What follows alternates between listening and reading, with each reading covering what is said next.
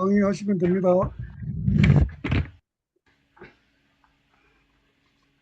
네, 성소를 좀 펴고요.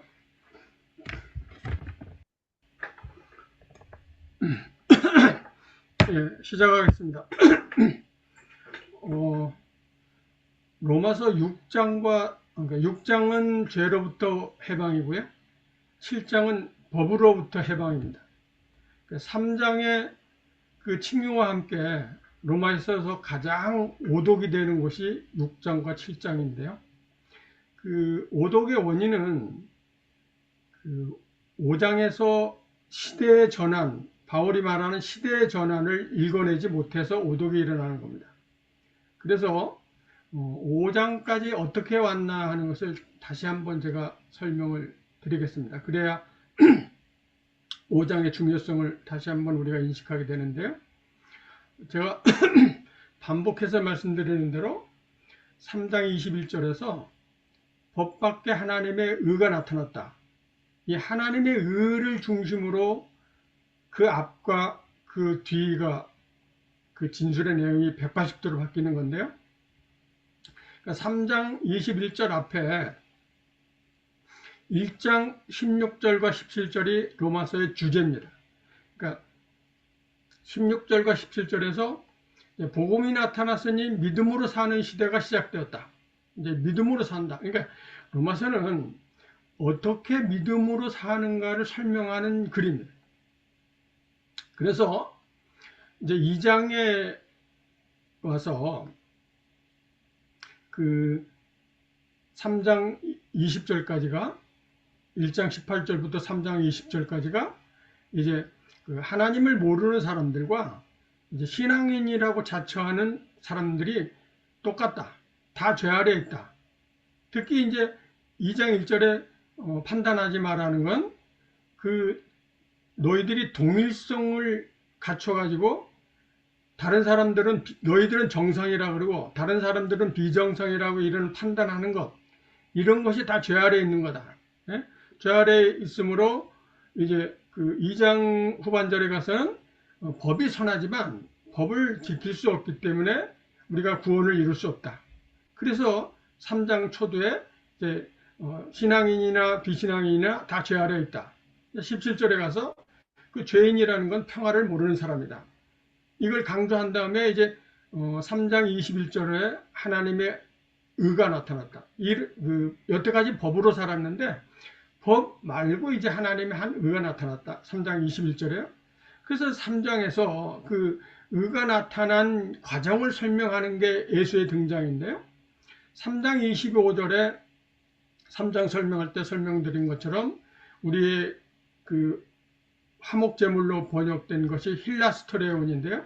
이 힐라스트레온이 히브리서 9장 5절에서는 그 속죄수로 번역되어 있는데 그 로마서를 번역한 사람들이 이게 제물로 번역한 건 대속 신학 때문에 그렇게 됐다.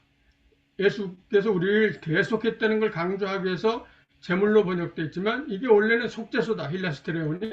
그래서 이제 용키프로 때 이 속죄소에 피를 뿌리게 되는데요.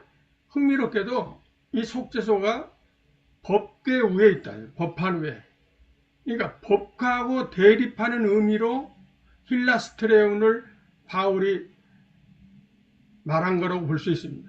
그래서 그 예수가 해방으로 오셨다는 겁니다. 제물로 오신 게 아니라 힐라스트레온의 의미를 살리면 속죄소, 용키프로의 해방 사건으로 하나님과 우리의 관계 회복을 위한 예수가 온 거다.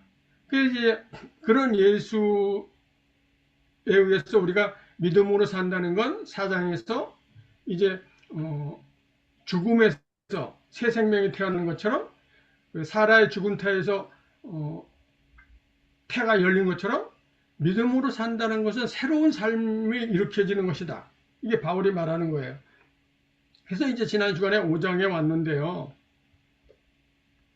5장에서 우리가 이제 제가 말씀드린 대로 6장에서 죄로부터의 해방을 우리가 알려면 5장에서 말하는 이 그 죄가 무엇인가를 우리가 잘 알아야 6장과 7장을 해석할 수 있습니다. 그래서 5장의 핵심이 뭐냐면 그 죄 문제의 핵심이요.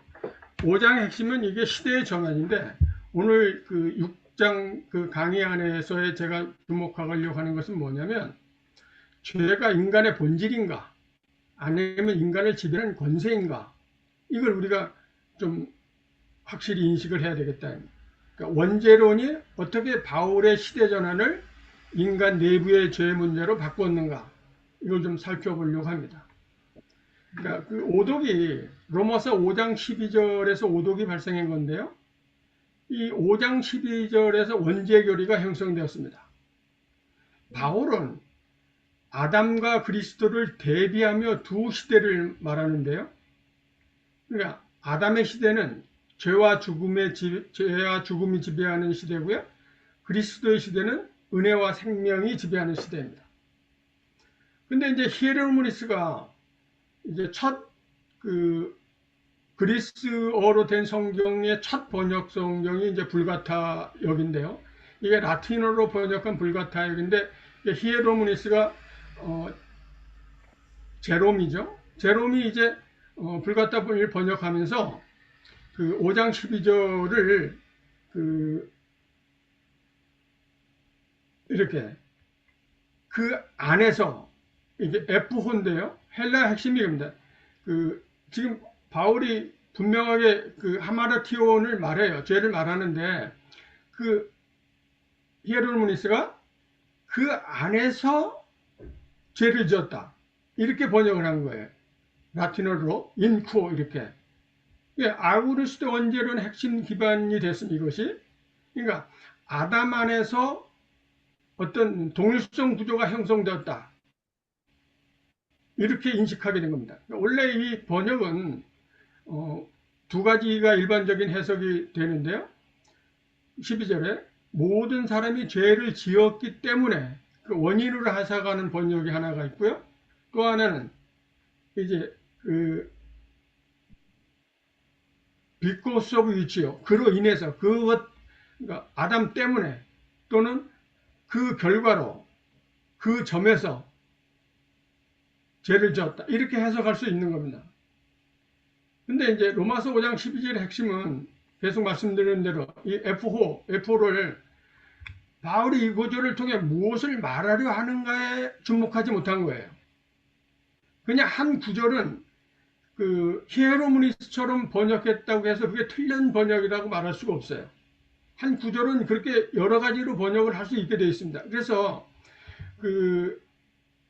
제가 이제 초대 하이데거가 성서 해석을 할 때는 선개념이 필요하다. 누구나 선개념이 있다. 선개념이 없는 사람은 없다는 거예요. 그러니까 선개념이 그러니까 바울의 의도가 뭔지를 다각적으로 파악한 다음에 해석이 들어가지 않으면 한 구절을 해석해가지고 다양하게 해석하기 때문에 바울의 의도를 찾기가 어렵다. 그러니까 바울의 관심은 아담 안에서 인간이 어떻게 죄인이 되었는가를 설명하는 데 있지 않습니다. 그는 아담과 그리스도를 대비하여 두 시대를 설명합니다. 그러나 히에로무니스의 불가타역은 모든 사람이 그 안에서 죄를 지었다. 그 안에서 죄를 지었다 이렇게 번역을 한 거예요. 그래서 아우구스티누스는 신플라톤주의적 존재이해의 영향을 받아 하나님을 최고선으로 이해합니다.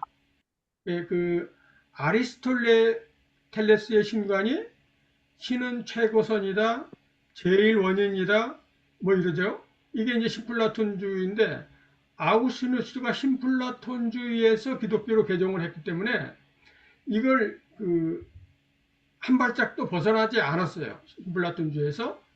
그래서 이 죄가 아우구스티누스는 존재론적 결핍으로 이해를 한 겁니다. 뭐가 부족한 거다. 죄가 설명이 나오는지 모르겠는데 신플라톤주의는 신에게로 가는 것이 구원입니다. 이렇게 선을 향해서 가는 게 구원인데 그렇기 때문에 내가 뭐가 부족하다고 인식하는 걸로 아우구스티누스는 구원을 본 거예요. 그러니까 구원이 상징된 선에서 다시 참여하는 것으로 이해한 겁니다. 아우구스티누스의 죄는 선의 결핍이에요. 선의 결핍. 이거 우리말로 하면 잘못입니다. 잘못. 도덕적 결함, 이게 죄예요. 그러니까 바울은 이게 이렇게 죄를 보지 않은 거죠. 계속해서 설명을. 그러나 바울에게 죄는 존재의 결핍이 아니라 인간을 사로잡는 권세입니다. 외부의 힘이에요. 죄는 인간 내부의 본질이 아니라 인간을 지배하는 세력입니다. 이게 바울의 죄인식과 아구스틴의 죄인식이 이렇게 다른 겁니다. 출발부터 다른 겁니다. 바울에게 죄는 인간이 만들어낸 행위의 총합이 아니라 인간을 사로잡는 지배 권세였다. 그러나 후대 신학에서는 죄가 인간 존재 안에 새겨진 타락한 본성으로 이동했다. 죄의 개념이 지금 이동한 겁니다. 그 결과 죄의 문제는 누가 인간을 지배하는가에서 나는 얼마나 죄인인가로 바뀐 겁니다. 자, 바울은 죄는 인간을 지배하는 권세라고 말하는데요. 특히 로마서 7장에 가면 자세하게 설명이 됩니다. 후대 신학은 죄는 인간 안에 있는 타락한 본성으로 이게 바뀐 겁니다. 지금 제가 6장을 본격적으로 해설하지 못하더라도 이 죄 문제를 좀 자세히 설명하려고 좀 자세히 기록해 왔는데요. 좀 집중하시면 좋겠습니다. 그 죄 문제가 이렇게 바뀌면서 먼저 이제 6장에 가서 다시 살펴보겠지만 6장 2절에 보면 죄에 대해서 죽는다는 얘기가 나와요. 죄에 대해서 죽는다는 걸. 이걸 그러니까 이제 후대 신학자들은 이게 욕망과 의지의 죽음으로 다 해석을 한 겁니다. 죄에 대해 죽는다는 게 내가 얼마나 나를 포기하고 사는가 이렇게 한 거예요. 이건 전혀 바울 의도와 상관없는 겁니다. 그러니까 락강이 말하든 우리 인간의 욕망은 없어지지 않는다는 거예요. 인간의 욕망은 어느 정도, 락강이 뭐라고 하냐면 우리 인간의 욕망이 어느 정도 충족되면 또 다른 욕망이 들어온다는 거예요. 그러니까 우리 인간의 욕망이 원래 나의 욕망이 아니고 부모가 준 것, 친구가 준 것, 사회가 준 것, 내 이웃이 주는 그런 욕망들이 나한테 온 거라는 겁니다. 그러니까 인간의 욕망을 형성하던 기존 질서에서 이를 벗어나 새로운 삶의 방향으로 이동하는 사건이 이게 죄로부터 해방이에요. 이걸 이제 이 6장 2절 대목을 내가 이걸 다시 보충 설명하기 위해서 자세히 지금 설명을 하겠습니다. 그러니까 이게 죄 문제가 왜곡되면서 동시에 십자가도 왜곡이 됩니다. 십자가는 하나님이 인간의 죄를 처리하는 방식이 아니라 인간이 만든 죄의 죽음의 질서가 스스로 폭로되는 사건이다. 자, 이걸 제가 좀 설명을 해야 되는데요. 지금 우리는 그동안에 십자가에서 예수님이 우리를 대신해서 죽었기 때문에 우리 죄가 없어졌다. 이렇게 지금 십자가를 해석하잖아요. 그게 아니고 바울이 말하려고 하는 건 뭐냐면 자, 십자가가 실패입니다. 아니, 십자가를 성공이라고 말하면 안 돼요. 예수님의 의도된 실패예요. 예수님이 왜 의도한 실패를 했느냐? 십자가가 실패함으로써 정당한 권력이 가지고 있는 정당한 종교가 가지고 있는 당시 로마가 세계에서 가장 정당한 권력이잖아요. 이스라엘은 가장 정당한 종교고요. 가장 정당한 권력과 가장 정당한 종교가 죄 없는 예수를 죽인 겁니다. 그러니까 십자가의 실패로 그 악이 폭로되는 겁니다.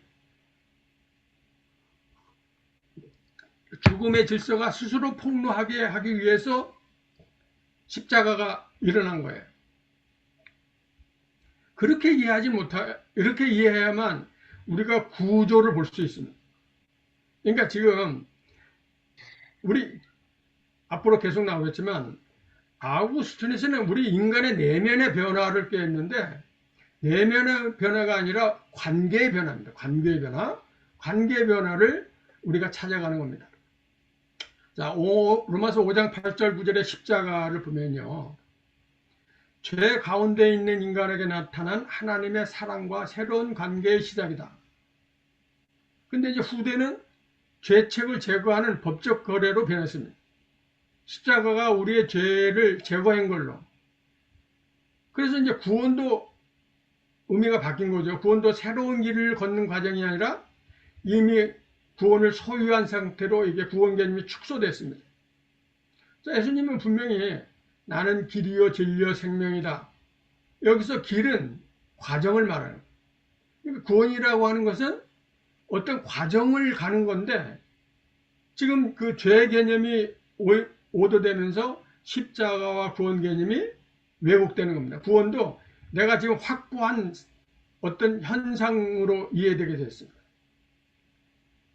자, 로마서 5장 8장 10절의 구조는 다음과 같습니다.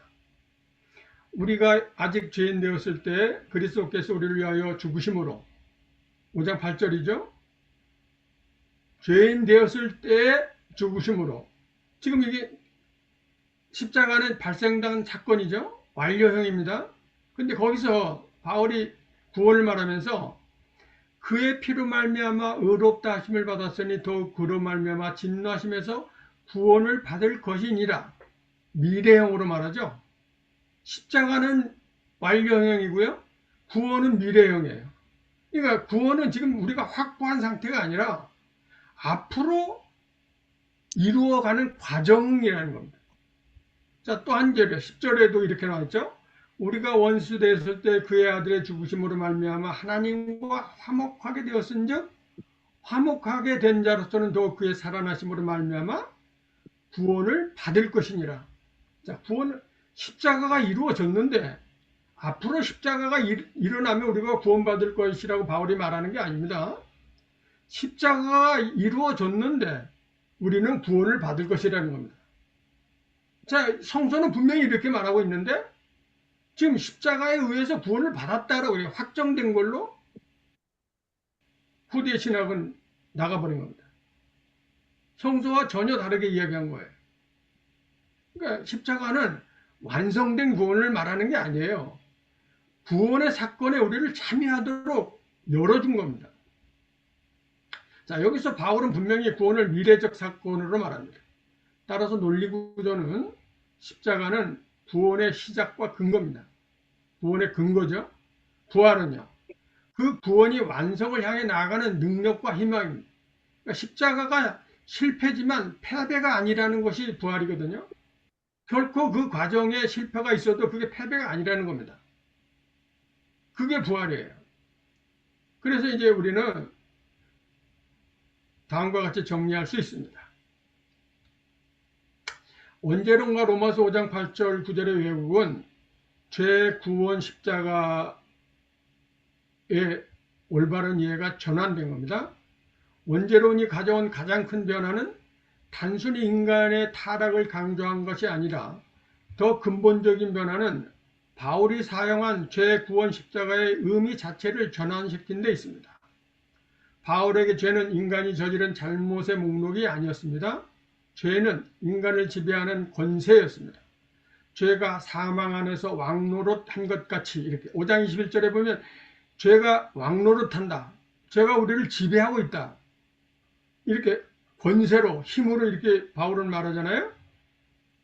바울은 죄를 마치 왕처럼 인간을 지배하는 세력으로 묘사합니다. 따라서 인간의 문제는 얼마나 많은 죄를 지었는가가 아니라 무엇이 인간을 지배하는가였습니다. 무엇이 인간을 지배하는가, 우리 그 구조를 분석해내고 성찰하는 것이 죄를 이해하는 기본인데 내가 얼마나 죄를 지었고 내가 얼마나 회개해야 되고 우리 목사님들 전사님들도 다 통성기도도 하고 그랬을 텐데 거기서 막 울고 그러잖아요. 죄를 자복하냐라고 우는데 이거 엄청나게 그 성서와는 다른 겁니다. 자, 그러니까 반복해서 말씀드리면 바울은 죄가 인간을 지배하는 권세고요. 죄가 인간을 죽음 아래 두는 세력이고요. 죄가 인간을 하나님으로부터 분리시키는 구조입니다. 근데 후대 교회는 죄를 인간이 범한 잘못, 하나님 앞에서의 법적 책임, 제거되어야 할 죄책, 내가 거기서 벗어나야 되는 것, 내가 정결해져야 되는 것, 이렇게 해석해 왔습니다. 이렇게 죄는 해방돼야 할 지배 권세에서 용서받아야 할 개인의 잘못으로 이동했습니다. 그러니까 아구스티누스에 의해서 죄의 자리가 이동한 겁니다. 이 변화는 로마서 5장 8절의 해석을 바꿨습니다. 우리가 아직 죄인 되었을 때 그리스도께서 우리를 위하여 죽으심으로, 전통적 해석에는 여기서 죄인을 법적 의미로 이해합니다. 우리가 죄인 되었을 때 예수께서 죽으셨다. 우리의 죄를 사해 주기 위해서 죽었다. 법정에서 우리가 죄인이라고 판정을 받았기 때문에 하나님이 우리를 그 판정을 벗겨주었다. 이렇게 해석합니다. 이게 대속의 의미입니다. 그러니까 죄인이 하나님 앞에서 유죄 판결을 받은 인간입니다. 따라서 십자가는 죄책을 대신 담당하는 법적 사건으로 해석되었습니다. 그러나 바울의 문맥에서 죄인은 단순히 죄책을 가진 사람이 아닙니다. 죄인은 죄의 죽음의 지배 아래에 있는 인간입니다. 그러니까 죄의 세력 아래에 있는, 예수님은 그 죄의 세력을 폭로하기 위해서 십자가를 지신 건데, 그 죄의 세력이 뭔가를 우리에게 밝히 드러내 보여준 사건입니다. 십자가가. 그러니까 우리가 죄의 세력이 뭔가를 볼 수 있는 눈을 가질 수 있어야 되는 겁니다. 그러니까 죽음의 지배 아래에 있는 인간입니다. 이 죄의 지배 아래에 있는 인간이에요. 그러므로 십자가는 단순히 죄의 기록을 삭제하는 사건이 아닙니다. 그것은 인간을 지배하던 죄의 권세가 무너지는 사건입니다. 이게 죄의 예국인데요. 다시 죄 십자가 구원을 정리해 보겠습니다. 반복합니다. 죄의 예국은 지배 세력에서 죄책으로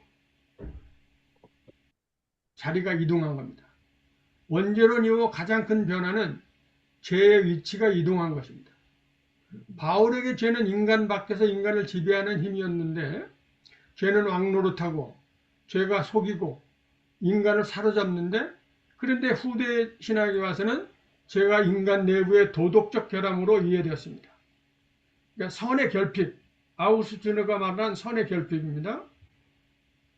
그래서 신앙의 질문도 바뀌게 됩니다. 바울의 질문은 누가 인간을 지배하는가? 인간의 질을 지배하는 것은 어떤 세력인가? 이게 신앙의 질문인데, 후대교의 질문은 나는 얼마나 죄를 지었는가? 그 질문이 바뀐 겁니다. 이 변화는 복음의 방향도 바꿨습니다.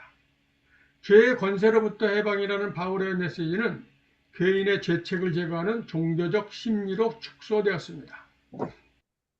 자, 이걸 조금 더 설명을 해 나가겠는데요.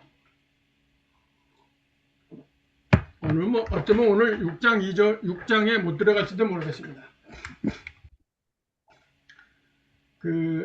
칼 야스퍼스라는 철학자가 있는데요. 실존주의 철학을 창시한 분입니다. 그 세계관의 심리학을 보면 불가피한 죄책감이라는 이야기를 합니다. 인간은 불가피한 죄책감 속에 있다. 이게 뭐냐면, 내가 역사적 폭력 속에서 나는 직접 가해자는 아니지만 내가 그 상황 속에서 그 구조를 유지하는 체제 속에서 나는 살고 있다. 어쩌면 나는 그 폭력적 구조를 도우는 구조로 삶을 유지하고 있을 수도 있다. 나는 책임 있는 존재다. 이게 불가피한 죄책감입니다. 그러니까 야스퍼스가 말하는 불가피한 죄책감은 내가 특정한 악을 행했다는 의미가 아니라, 인간은 언제나 역사와 관계 속에 존재하기 때문에 자신을 완전히 무지한 존재로 설 수 없다는 실존적 자각입니다. 이 인식이 바울하고 똑같습니다. 바울은 2000년 전에 이 인식을 가지고 살았습니다. 자, 7장 20절을 보면 이렇게 말합니다. 바울은 그러므로 내가 한 법을 깨달았노니 곧 선을 행하기 원하는 나에게 악이 함께 있는 것이로다. 내가 법을 보니까 그 법 속에 담겨 있는 내가 그 악과 함께 있다. 내가 그 악을 어쩔 수 없이 행하는 구조 속에 있다. 그래서 24절에 오호라 나는 곤고한 사람이로다. 이 사망의 몸에서 누가 나를 건져내라? 절규합니다. 바울이 아구스티누스의 제2회처럼 자기 행위의 잘못에 대한 반성이라면 앞으로 나는 더 노력해야 되겠다 이렇게 고백하는 게 맞는 건데, 바울은 그러지 않고요. 누가 나를 건져내 주랴라고 절규합니다. 누가. 그러니까 자기 노력으로 해결할 수 없는 존재론적 포로 상태를 절규하는 겁니다. 지금 칼 야스퍼스가 말한 불가피한 죄책 속에 있다. 죄의 구조 속에 있다. 이걸 바울이 지금 절규하는 겁니다. 그러니까 바울의 제2에는 지금 아구스틴의 개인의 잘못을 훨씬 뛰어넘는 아주 포괄적 의미를 갖고 있습니다. 자, 이게 뭘 말하는 거냐? 자기 동일성을 믿는 인간이 있으면, 자기 동일성. 지금 로마서의 중심은 그 구조의 동일성, 그 자기 동일성을 깨는 게 그 로마서의 핵심이거든요. 그러니까 자기 동일성을 믿는 인간은 뭐예요? 나는 정당하다. 나는 경건한 신앙인이다. 나는 정상인인데 저 사람은 비정상이다. 여기서 차별과 배제가 나옵니다. 증오와 멸시가 나오는 거죠. 이게 자기 동일성을 가진 인간입니다. 그래서 이런 그 자리에서 판단하지 말라는 게 2장 1절이고요. 이 구조 속에서 벗어나라는 겁니다. 이러한 구조 속에서.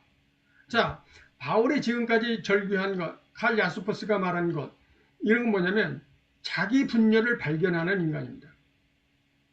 내가 그런 구조 속에 있다고 하는 내 분열, 내가 나 스스로는 의를 이룰 수 없다고 하는 고백, 죄가 지배하는 그 동일성 구조에 정하고 자기 밖에서 오는 사건으로 변화되는 인간, 이런 인간으로 나아가는 게 믿음입니다. 로마서 7장의 절규는 죄책에 빠진 인간의 탄식이 아니라 자기 자신을 근거로 자신을 구원할 수 없는 인간이 자기 동일성의 붕괴를 경험하는 순간입니다. 바울이 그래서 그렇게 절규한 거예요. 자기 동일성의 붕괴, 자기가 동일성 안에 있을 수밖에 없는 그 체제에 대한 절규하는 겁니다. 자, 이게 계속해서 더 살펴봅니다. 마태의 주기도문을 분석할 건데요. 예수께서 가르쳐 주신 주기도문에 죄는 처음부터 개인의 도덕적 잘못이라는 의미로만 사용되지 않았습니다. 그 죄로 번역된 것이 빛이에요. 빛인데 마태복음 6장 12절의 헬레아 본문은 이렇게 되어 있습니다. 우리의 빚들을 용서하여 주십시오. 내가 빚진 것을 용서한 것처럼 우리의 빚도 용서해 주십시오. 이렇게 된 걸 죄로 번역한 겁니다. 여기에 이제 오페일레마인데요. 그 마태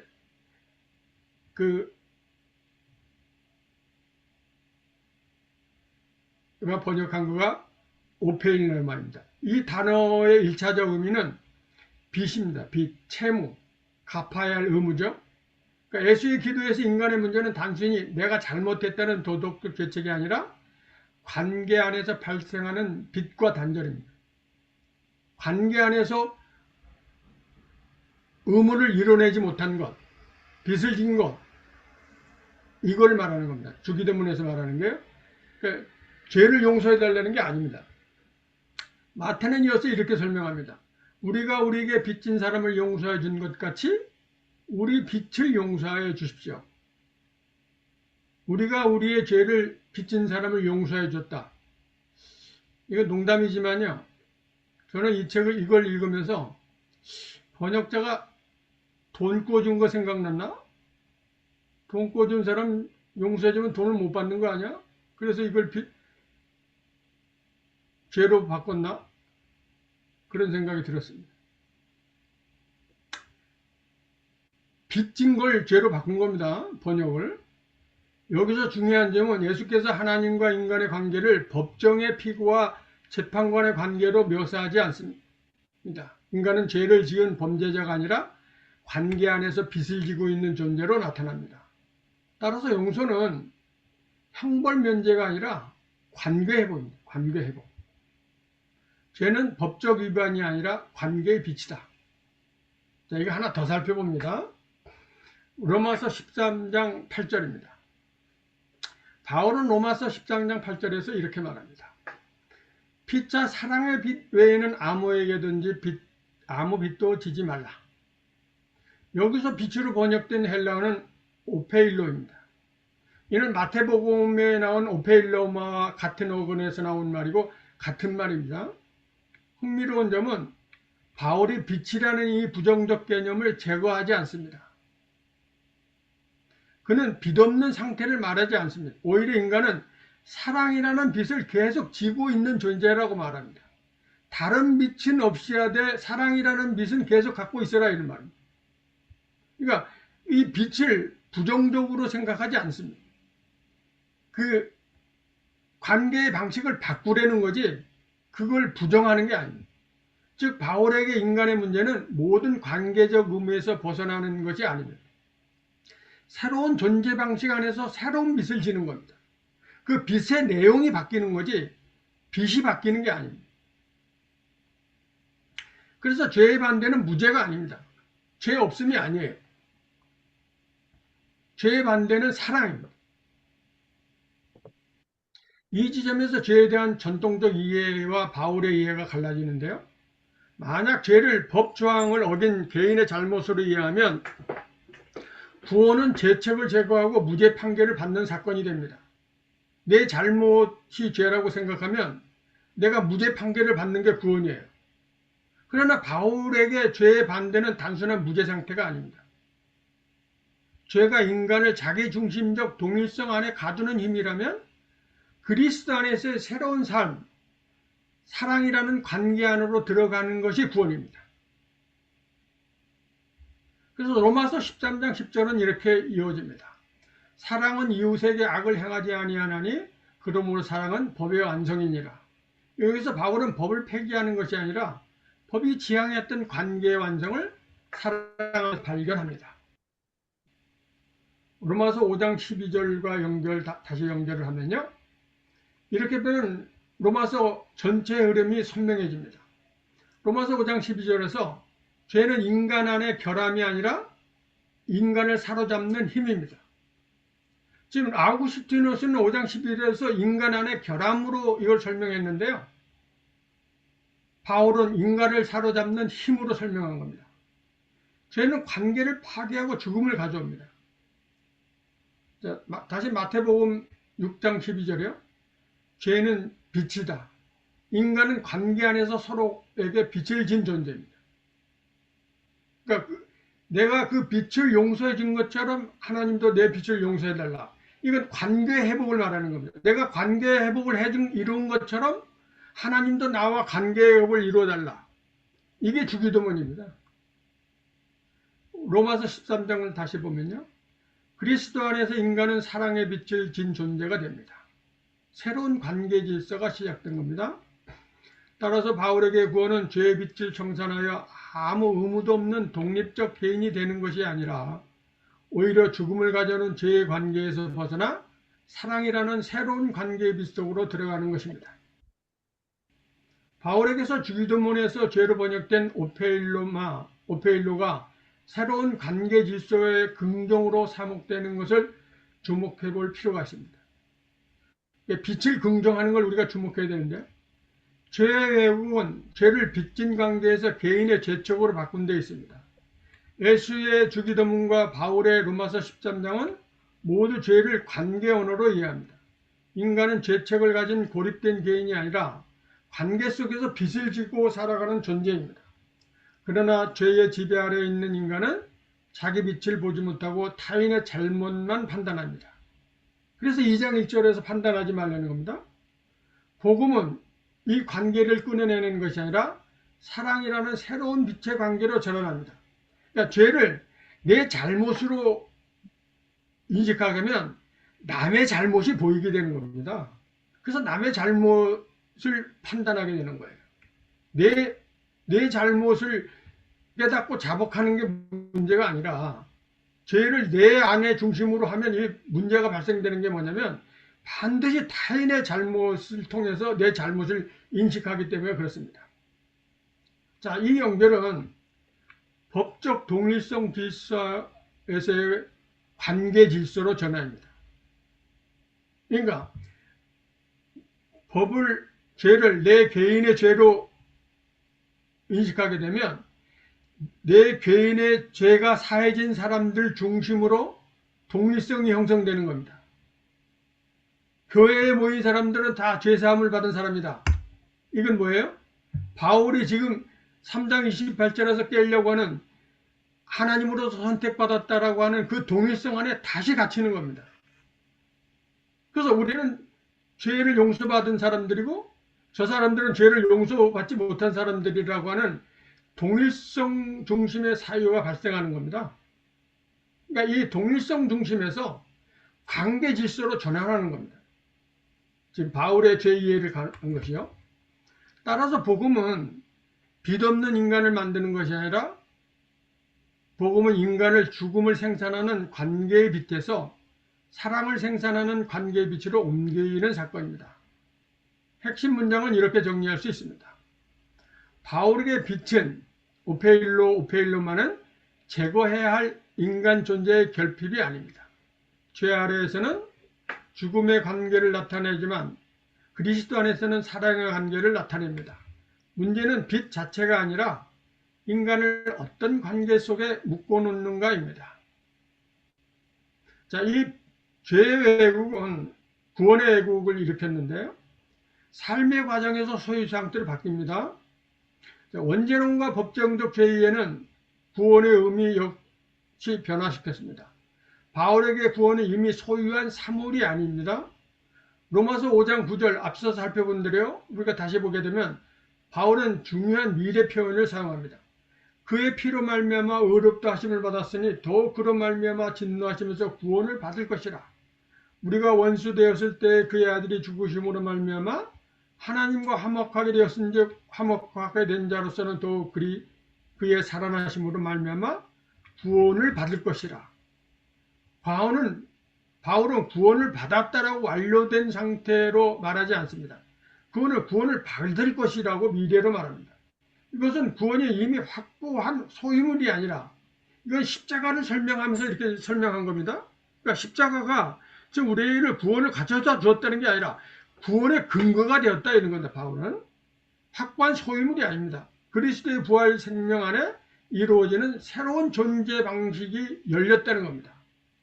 그러나 후대교회는 구원을 전개된 삶의 과정에서 현재 확정된 소유로 바꾸었습니다. 바울은 십자가를 새로운 시대의 시작, 5장에서 십자가를 말하는 건 시대의 전환을 말하는 겁니다. 그리고 부활은 그 구원이 완성을 향해 나가는 능력이 됐다는 겁니다. 부활로 그게 증명됐다는 거예요. 그러니까 구원은 새로운 존재 방식으로 참여하는 과의 디파트먼트온이라고 써야 돼. 불났을 때만. 후대 그런 모양인데. 신학은 어떻게 했냐면요. 아까 이쪽으로 일반적으로 하는 건데, 그냥 비상, 갤럭시 25에서 나오는 것 같은데요. 좀 보여주시고요. 자, 후대는 십자가를 그러면 우리 방송 트위치예요? 그럼 저 밖으로 죄가 나가요. 사면된 걸로 완료된 걸로요. 구원은 이미 소유한 상태로.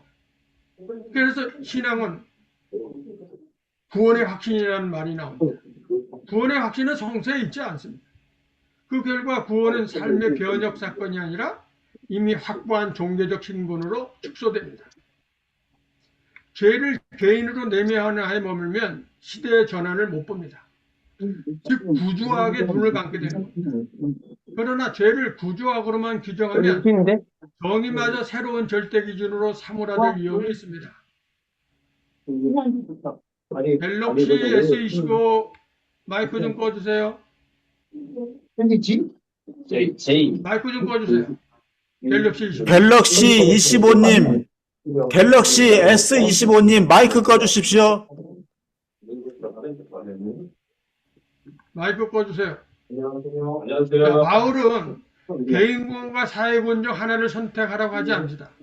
그는 인간을 지배하는 죄의 권세가 개인과 사회의 모두를 통해 작동한다고 보는 겁니다. 그러니까 자 지금 5장에서 개인을 말하냐 공동체를 말하냐 이렇게 주목할 필요가 없습니다. 또 개인 구원을 말하냐 사회 구원을 말하냐 이렇게 논쟁할 이유가 없습니다.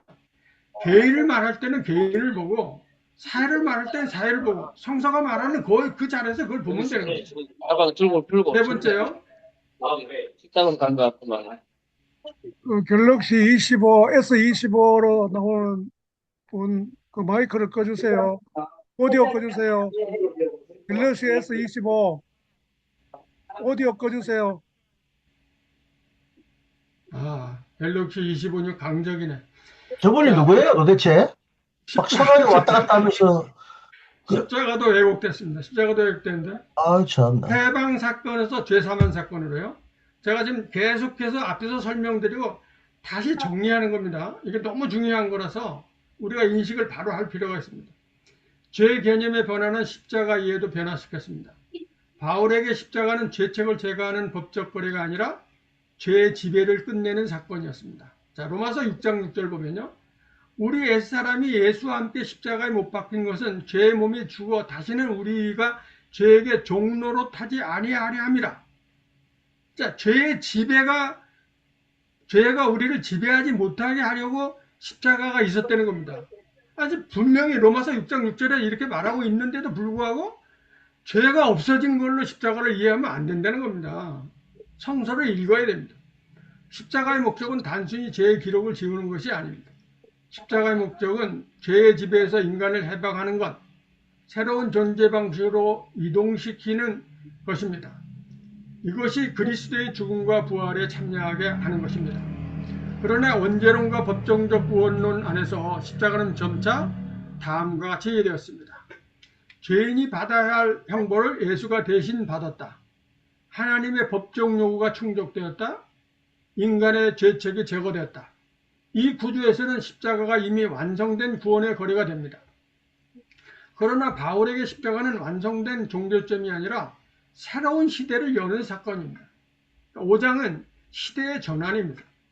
십자가는 구원의 시작이며 부활은 그 구원의 완성을 향해 나아가는 능력입니다. 따라서 십자가를 죄 사면의 완성으로만 이해하면 바울이 말한 새로운 인간이 탄생이라는 사원이 사라집니다. 시대의 변화에 의해서 새 피조물이라는 그 의미가 사라지는 겁니다. 바울에게 중요한 질문은 죄가 용서되었는가만이 아니라 더 근본적인 질문은 이제 누가 인간을 지배하는가입니다. 죄가 더 이상 인간을 지배하지 못하고 성령 안에서 새로운 존재 방식이 시작되는 것, 그것이 바울이 말한 구원입니다. 여기까지 하겠습니다. 로마서 6장 다음에 해설하겠습니다.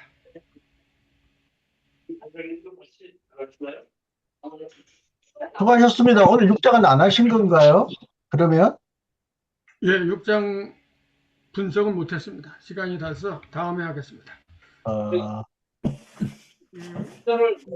공유 해제해 주시면, 공유를 해제해 주시면. 아까 그분의 소리가 아직도 들어오는데 그분이 누구예요, 지금? 마이크 안 끄시고. 예? 잘 모르겠습니다.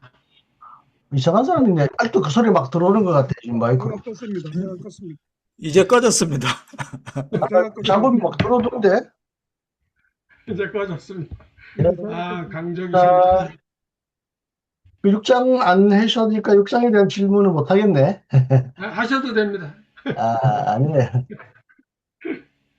다음 시간에 6장 하겠습니다. 6장 기록해놨는데요. 벌써 45분이니까. 오늘 또 우리의 그에 대한 패러다임을 완전히 이제 바꾸는 이제 그런 설명을 해주셨는데 아주 중요한 개념인 것 같아요. 그 전에도 그런 이야기를 쭉 하셨는데 오늘은 좀 체계적으로 좀 잘 이야기를 해주셨습니다. 좀 의문이 생기는 라든지 질문거리가 있다든지 좀 더 이야기하고 싶은 게 있으면 좀 서로 의견을 나누죠. 예. 인호 예. 아니, 먼저 하시죠. 네, 지금까지 전통적으로 십자가를 대속의 개념으로 봤다면, 이게 이제 말 그대로 죄의 구조를 폭로한다면, 그걸 직관적으로 설명한다면, 예를 들면 예수 그리스도의 십자가가 왜 그 구조를 폭로하는 건가, 또 조금 다르게 말씀을 드리면, 그러니까 쉽게 말하면 예수님만 십자가를 진 건 아니잖아요. 그 전에 다른 수많은 사람들이 십자가를 진 거잖아요. 그런데 왜 예수가 진 십자가를 다르게 해석하는가? 다른 사람들이 진 십자가와 다르게. 그게 예를 들면 예수가 하나님의 아들이라는 전제가 있기 때문에 그게 다른 십자가가 되는 건지, 우리는 왜 예수가 진 십자가를 죄의 구조를 폭로하는 그거를 직관적으로 설명한다면 어떻게 해야 될까요? 이해한다면? 그러니까 6장 말미에 이제 십자가의 의미를 여러 학자들이 설명한 거를 기록했는데 그걸 내가 미처 설명을 못했는데요. 여기서 그걸 다 설명하면 또 1시간이니까 르네 지라르는 뭐라고 하냐면요. 르네 지라르는 고대 희생 문화가 있었는데 국가의 안녕을 위해서 반드시 지도자를 희생시키는 희생 문화가 있습니다. 시오노 나나미의 로마인 이야기를 보면 전쟁 지도자를 죽입니다. 왕도 죽이고 그런 문화가 있어요. 근데 오이디푸스 신화가 그거죠. 그러니까 지라르가 뭐라고 하냐면 희생된 사람들은 다 죄가 있었다. 실제 죄가 있어요. 근데 죄를 극대화해서 희생시키는 거죠. 근데 예수는 전혀 죄가 없는데 희생이 됐다는 겁니다. 르네 지랄의 희생양 이론이 그렇습니다. 그거는 거기까지만 말하는데 지랄은요. 제가 설명하는 지금 어디서도 이렇게 설명 안 한 걸 내가 지금 교회는 왜 실패하는가? 예수가 열고 바울이 해석한 문명사 전환이라는 책을 지금 탈고하고 출판사에 보냈는데요. 거기에서 제가 이건 어디에도 없는 건데요. 예수가 의도한 실패라는 겁니다. 의도한 실패. 왜냐하면 성공을 하면 반드시 동일성 구조 안에 갇히게 됩니다. 바울의 절규가 그렇습니다. 아까 칼 야스퍼스가 불가피한 죄책감이라고 하는데 갇히게 되는 겁니다. 그러니까 예수는 성공하지 않아야 이 동일성 구조의 악이 폭로되는 겁니다. 그래서 예수는 실패했다. 의도된 실패를 했다. 저는 그렇게 얘기하면, 그러니까 다른 사람들은 십자가를 질 때 의도하지 않았지만 예수는 십자가를 질 때 처음부터 실패할 걸 의도했기 때문에 그 십자가가 특별하게 그렇게 보는 건가요? 네. 그렇습니다. 처음부터 의도한 겁니다. 이어져서 한가 5장 아까 9절에 그러니까 10절에 그러니까 9절에 이렇게 돼 있어요. 그리스도를 통해서 노여움에서 벗어나 구원받을 것은 더욱더 확실합니다. 이게 이제 저는 새한글 성경인데요. 그러니까 그리스도를 통해서 노여움에서 벗어난다는 건 기존의 관점인데, 그러니까 하나님의 노여움을 한다는 건데 이거를 어떻게, 그러니까 쉽게 말하면 이거를 지배층한테 하나님이 노여워하는 건지 어떻게 봐야 될까요? 이 노여움을. 그러니까 이제 지금 전도사님이 말씀한 이런 것 때문에 형벌 대성론이 나온 거로 보이는데요. 네네, 그래서 이 질문 드리는 거예요. 네, 노여움. 네, 그래서 형벌 대성론이 나오는데 이런 걸 하나님이 자신의 만족을 위해서 아들을 희생시켰다. 이게 이제 안셀무스의 만족설이거든요. 그러니까 그렇게 해서 그 시대는 그런 해석이 필요했지만 그것이 오늘날은 좀 황당한 겁니다. 그러니까 하나님이 진노하셨다. 하나님이 앞에서 1장 18절 그런 데서는 내버려 두셨다라고 하는 건데 지금 하나님이 진노하셨다를 우리가 어떻게 이해하면 좋겠냐면요. 지금 방금 떠올랐는데 마태복음 23장 2절에 보면 예수가 제자들과 사람들에게 자기가 왜 죽어야 되는지 십자가를 져야 되는지 설명하는 장면이 나와요. 그러니까 바리새인과 서기관들이 법의 자리에 앉았다. 그러니까 지금 계속 말씀드리는 데는 법의 동일성 구조에 있는 그걸 내가 깨트려야 된다. 그 얘기입니다. 그러니까 그게 하나님의 진노 아니겠어요? 그런 구조 자체가 그런 구조로 하나님의 진노하셨다. 이렇게 이해하는 게 바른 진노 같아요. 예, 제가 그것 때문에 지금 이거 질문을 드릴 거 목사님 말씀을 듣다가 생각났어요. 그러니까 이 구절에서 다 저도 힘들고 할 때 강력하게 대속하는 게 방금 설명드린 하나님의 진노를 가운데 그 진노를 전통적인 해석처럼 아담 뒤를 이어서 모든 인류가 원죄적인 죄를 지었으니까 하나님이 진노하셨다고 보는데, 지금 이제 그게 뭐 아시지만은 듣도 보다 못한 아담의 죄를 내가 왜 뒤집어 써야 되느냐, 이것 때문에 이제 이게 흔들리고 안 되는데요. 목사님이 지금 말씀하신 설명, 죄의 구조를 폭로했다면 이게 정확히 일치가 되고 일치가 된다는 건, 이 하나님이 진노하신 건 우리 일반 모든 인간한테 진노하신 게 아니고, 그 지금 방금 말씀하신 마태복음 그 구절 23장 그 2절이요. 3절이거든요. 그러니까 3절. 예, 요 부분은 그들과 같이 하는 짓은 말만 하고 실행하지 않는, 그러니까 죄의 지배를 이용해서 사람들을 누르는 그거에 대해서 진노하고 있다고 하면 바로 이해가 되는데, 이렇게 받으면 예, 되나요? 네. 그렇게 봐야 되는 건 맞는 것 같습니다. 네. 이민호 목사님, 아까 질문하신 예. 아니, 저는 그 목사님이 말씀하시는 것에 거의 뭐 이렇게 잘 생소하지만 이렇게 받아들이면서 질문이 생기는 게 뭐냐면, 그러면 죄를 자꾸만 이제 세력과 관계의 개념으로만 얘기하면, 우리가 전통적으로 그 신앙생활하는 사람 대부분이 생각하는 죄 문제는 그럼 어떻게 해결해야 되나요? 그러니까 무슨 얘기냐면, 구원적으로 십자가 사건으로 해결이 안 됐다. 그거는 제가 교리적인 문제는 좀 차지하고, 실존적으로 현실적으로 신자들과 아니면 내 개인적으로 죄 문제는 그럼 어떻게 하는 게 해결인가요? 그러니까 무슨 얘기냐면, 말씀이 이제 동일성 이쪽으로 가는 건 이해가 되겠는데, 이것이 현실적으로 나 개인에게, 그리고 또 교회 어떤 신자에게 말을 할 때 어떻게 말을 해야 되나 하는 그런 질문이 좀 생겼습니다. 목회적 굉장히 어려움인데요. 이걸 제 식으로 말하면 그 신자들이 교회를 떠나버립니다. 아니, 그 말씀해 주셔야 돼요. 떠나지 않고. 그러니까 내 식으로만 말하면 떠나는데, 제 인식은 뭐냐면요. 지금 그 이제 목회 어려움인데, 제가 책에서 뭘 쓴 거냐면, 2000년 동안 완전히 틀이 바뀐 겁니다. 자, 제가 지금 설명을 못한 게 뭐가 있냐면요. 그 이제 6장 해설할 때 뭘 하려고 그랬냐면, 케노시스 창조 이론이 있는데요.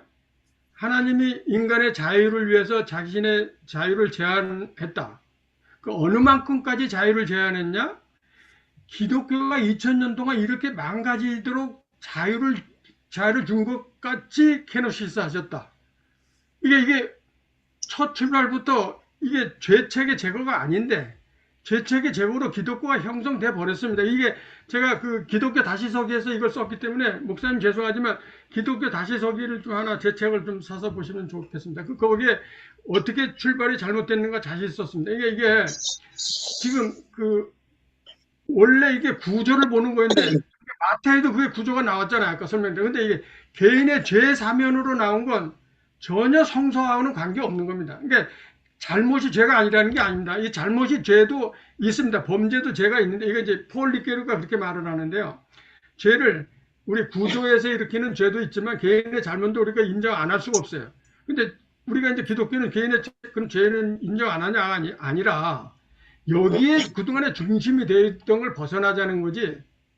그럼 지금 완전히, 그러니까 구원의 확신 이런 건 잘못된 겁니다. 계속 말씀드리지만, 그러니까 죄책이 십자가가 우리 죄를 완전히 벗어났다가 아니라 우리가 죄를 벗어날 수 있는 근거를 마련했다. 그래서 우리가 선하게 살아가는 과정, 이게 구원이라는 겁니다. 그러니까 이거 근본 패러다임을 바꾸지 않으면 기독교가 다시 설 수 없습니다. 아니, 목사님, 제가 한 말씀해도 될까요? 죄에 대해서. 임 목사님 끝나셨어요? 죄에 대해서 좀 말씀드려도 될까요? 예, 죄송하지만 그 강요하지 마시고 질문하세요. 자꾸 지난번 말씀드린 대로 자꾸 자기 견해를 지금 설파하시려고. 여기는 질문과 토론 시간이니까 너무. 그럼 묻죠, 그럼. 예. 그러면은 우리가 말하는 지금 우리는 이 세상에서 이렇게 지은 죄를 가져가지고 하나님께 회개하고 뭐 그거를 우리는 죄로 여겨죠. 근데 성경에서는 율법은 죄를 깨달음이라고 했어요. 율법은 죄를 깨닫기 위해서 있다고, 그런 내용이 있죠. 율법을 통해서 그 깨달은 죄를 말하는가, 아니면은 바울이 말하는 죄를 말이죠. 아니면 우리가 지금 이 세상에서 뭐 삶을 통해서 삶을 통해서 죄를 깨닫는 건가, 아니면은 율법을 깨달아서 죄를 우리가 그 죄를 말하는가, 우리는 한번 생각해 봐야 되지 않을까. 그러니까 바울이 말하는 그 율법으로 죄는 죄를 우리가 깨닫는다는 말은 법이 예. 선하지만 죄가 예. 법을 통해서 들어오기 때문에 그렇죠. 예. 법이 가지고 있는 죄를 예, 예, 예. 깨닫는 겁니다. 역시 이제 그러니까 구조를 이 세상에서 말하는 죄하고는 아무 관련이 없는 거라는 거죠. 이 율법에서 들어온 죄. 그러니까 한 사람으로 말미암아 죄가 세상에 들어오고 이런 내용이죠. 그러면 그 세상은 지금 우리가 말하는 저 보이는 세상을 말하는가, 아니면 우리의 그 율법을 한정태 목사님 그거 여태까지 내가 강의한 겁니다. 그거 예, 지금 예, 한 사람으로도 죄 들어오고 그걸 여태까지 강의한 걸 다시 저한테 그게 물어보면 지금 세상을 우리 그 목사님은 저 보이는 이 세상으로 얘기를 했단 말이죠. 근데 그 세상은 지금 우리가 보이는 세상을 말하는가, 아니면 그 율법을 통해서 들어오는 내 마음의 세상을 얘기하고 있는가를 우리는 그 생각해 봐야 돼요. 아마 율법을 통해서 들었다, 죄가 들어오는 거라면 우리 마음의 죄를 말하고 있는 거 아닐까요? 마음의 세상. 마음 세상. 죄라는 게 네, 율법이 있으면 죄가 되고 율법이 없으면 죄가 안 되는 게 아니라, 죄라는 건 있었는데 율법을 통해서 인지할 뿐이죠. 인식을 하는 거지, 그것 때문에 존재론적으로 있냐 없냐가 갈라지는 건 아닌 것 같아서, 어쨌든 간에 제가 처음 뵙는데 질문도 저도 무슨 질문을 하시는 건지를 잘 이해가 저도 안 되거든요. 지금 목사님이신가요? 의종태 목사님? 네, 그 질문 자체도 사실 이해가 잘 안 되는 것 같아요. 뭘 질문하시는 건지. 그러니까는 죄에 대해서 이제 우리가 보통은 지금 보이는 이 세상에서 우리가 그런 죄를 들고 많이 나와서 하나님 잘못했습니다, 이 죄를 말하거든요. 보통으로는 교회에서는요, 그죠? 근데 그 죄를 가지고 성경을 대한다면은 해답이 없어요, 그거는. 그리고 한종태 목사님 다음에 들어오실 때는 꼭 마이크 끄고 들어오세요. 아직 인지하고 계시는지 모르겠는데 굉장히 소리가 많이 났거든요, 중간에. 마이크를 꼭 끄어주세요. 나 그분인가? 그 마이크를 켜고 왔다 갔다 하고 시끄럽게. 여태까지 끄고 있다가 방금 그분은 아니고, 그분은 갤럭시 S 뭐였어요. 근데 A50. 그래요? 예, 그분은 아니고. 그분은 지금, 그분은 나가셨네. 이번에 질문은 세상의 법을 지키면 법을 많이 우리가 어기잖아요. 그러면 뭐 벌금을 물거나 또 형을 받으면 되는데, 그런 법 말고 율법이 들어온 그 법 때문에 내가 법을 범하느냐, 세상 법과 또 율법을 통하여 범하는 마음의 법, 이렇게 자꾸 구분하셔서 뭐 질문하시는 것 같은데, 질문이 조금 모호하긴 합니다. 제가 근데 율법으로부터 들어온 죄라고 하면은 이 세상과는 관련이 없는 죄라는 거죠. 한종태 목사님의 그 의문은 6장, 7장 계속 가면서 이게 설명이 될 겁니다. 좀 한마디로 설명하기가 어려운 걸 질문의 핵심도 잘 못 깨닫고요. 앞으로 좀 계속 들어보세요. 6장 해설을 6장이 죄에 대해서 더 이제 해설을 할 거예요. 지금은 그 시대의 전환 의미로 지금 내가 해석한 거고요. 6장에 가면 죄 의미가 더 자세히 나올 겁니다. 그건 6장에 가서 다시 알아보고요. 아까 죄 용서는 바울은 어떻게 받는지, 죄의 구조로 죄의 지배로부터 벗어난다면 개인의 죄는 어떻게 용서받느냐, 뭐 이런 질문을 아까 하셨잖아요, 우리 임 목사. 저도 이제 바울을 보면서 이 진노, 피, 뭐 속죄제물 한 것 통해서 바울은 전형적인 계속 형벌설의 근거가 되었구나. 그래서 저는 한때 바울을 매우 싫어했어요. 바울을 죽여요. 기독교가 산다. 근데 오늘 이제 이 목사님 통해서 그에 대한 해석이나 이해를 많이 푸는 것은 다행인데, 왜 만약 이게 죄인의 죄를 뭐 여기 피가 나오니까, 속죄수도 나오니까 피를 속죄수 위에 뿌려서 옛날에 희생제사를 통해서 죄가 사함 받듯이 이것도 꼭 그런 개념처럼 다가오거든요. 그래서 우리가 도 목사님도 진노가 뭐냐, 도전도사님도 피가 결국 대속 형벌성을 말하는 사람이 예수 보혈밖에 없네. 예수의 보혈이 우리의 피를 씻었네 하니까 이게 다 대속 형벌설의 중요한 근거를 바울이 어쨌든 오해를 했던 간에 바울이 신학에서 나온 것도 사실이란 말이에요. 근데 제 용서에 관한 한 제가 제일 바울과 예수가 충돌되는 건 예수가 주기도문에서도 그렇고 제자들에게 죄를 용서받는데 하나님으로부터 어떤 속죄 제물도 어떤 인간의 공로도 요구하지 않았어요. 조건 없는 자비였어요. 특히 죄인들도 심지어 창녀 범죄 있는 사람에게도 죄 있다고까지는 안 했어요. 죄를 용서를커녕 죄를 있다고 정죄까지 안 할 정도로 예수님은 인간의 죄에 대하여 무한한 긍휼을 하셨어요. 물론 그게는 용서의 복음이 없다고는 보지 않기 때문에 아무 희생 제사나 피나 제물이 없는 예수의 그 용서 사건과 또 심지어는 주기도문은 너희들이 제 이웃을 용서하면 하나님 용서하신다는 거예요. 뭐 그런 조건은 있어도 속죄 제물이니 뭐니 예수님 그래서 속죄 제물을 드리기 위해 맨날 예루살렘 성전에 안 올라가셨잖아요. 이 부패한 그 강도 소굴의 그 이데올로기로 예수님은 들어가지 않고 오히려 이거 무너뜨리라고 하셨잖아요. 그런 의미에서 그랬는데 왜 바울은 자꾸 피, 진노, 속죄 얘기해서 또 과거의 율법주의로 돌아갔나. 이게 제게 풀리지 않는 숙제였는데 바울은 그 6장에서 말합니까? 어쨌든 죄의 용서는 어떻게 해결되느냐 하는 문제죠. 그것도 앞으로 6장에 나올 거란 뜻이죠? 예, 나올 겁니다. 네, 그래 좀 기다려 봐야 되겠네요. 근데 목장님 하나만 더. 그러면 이게 이제 그 나중에 다 한 뒤에 나올 수도 있겠는데 요거 뭐냐면 아까 그 이민호 목사님이 질문하신 것 때문에 제가 드리는 건데요. 그러니까 전통적인 신관에서 우리가 뭐 그것이 율법의 죄든 아까 저 말씀하신 거 예를 들면 율법의 죄에서 세상의 죄든 마음의 죄든 이걸 구분하기 시작하면 오히려 더 저는 혼돈스럽다고 보거든요. 논의가. 그래서 구분 안 하고 어쨌든 어떤 죄든지 마음의 죄든지 세상의 죄든지 우리가 그걸 고백을 하고 어떤 그러니까 신관 어떤 하나의 인격신 아니면 유일신이 있어서 재판관의 자리에 있어서 이건 잘못이고 이건 이거 용서해 준다는 그런 개념의 신은 없다라고 저 존 쉘비 스폰 교수 그분은 얘기를 했거든요. 그 신관을 버리지 않으면 기독교는 해결되지 않는다고 했는데, 그러니까 목사님이 지금 해방의 구조나 이게 나중에 가지면 신관에까지 그 변화가 있는 건가요? 그러면? 이제 신관 스폰 교수의 그 책도 저도 마태복음도 읽어봤는데요. 그러니까 지금 그 죄 개념 임 목사님이 그 질문하신 개인의 죄는 어떻게 하냐 그게 이제 그 아담의 그 창세설화를 타락설화로 읽어서 그런 거거든요. 그 타락설화 자체가 잘못됐다는 겁니다. 이게 서방교회만 있는 거예요. 그러니까 그걸 다음 시간에 좀 설명을 할게요. 이게 그러니까 그 유대는 그러니까 이제 이거부터 얘기합시다. 유대는 교리가 없어요. 이스라엘은 그 학가다와 그 미드라시 이게 랍비들의 여러 견해입니다. 여러 견해가 담겨 있는 건데 창세기 설화 중에 랍비의 해석이 하나가 뭐냐면 그 아담을 20세에 창조했다는 거예요. 20세에 창조해서 선과 악을 알게 해서 결혼할 영역이 되게 그게 은혜의 설화예요. 그러니까 그리고 이제